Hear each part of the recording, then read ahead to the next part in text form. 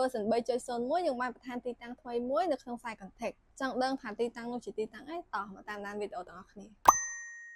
ចូលមកកាន់ website របស់យើង select យក pro model import រូបភាព preset ដែលយើងត្រូវរើសហ្នឹងគឺ master plan ប៉ុណ្ណឹងមក